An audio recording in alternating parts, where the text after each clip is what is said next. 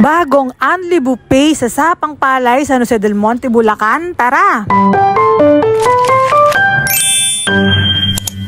Nagpunta nga kami sa grand opening ng Letty's Food Hub Eat All You Can Buffet. Gabi na nga kami nakapunta at halos pasara na sila. In fairness, sa buffet na to, kompleto dito. May isda, may karne, may manok, may baboy, may baka. At syempre, meron ding gulay. At ang pinaka-specialty nila, itong balbakwa. At kahit nga halos pasara na sila, ay marami pa rin kumakain ng mga oras na yan. Kaya marami kaming nakasabay. Isa nga sa great experience ko dito ay ang ma-meet ang very cool na owner nila. Letty's Food Hub is success today.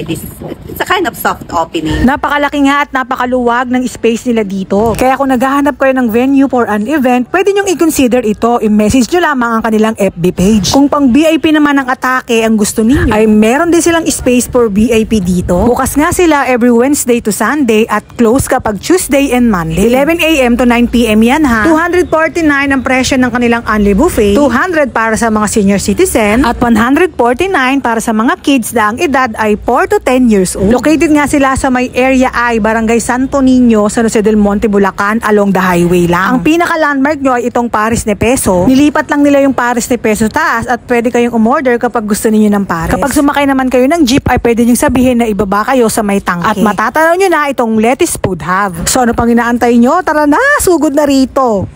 I hope all our customers are satisfied with the taste.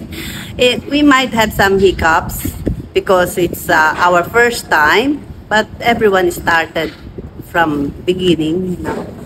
And being a senior citizen, mahina na ho ang tuhod, kaya mabagal ang service, pero hindi po totoo yan. I hope you can come over and enjoy and taste my food. Thank you.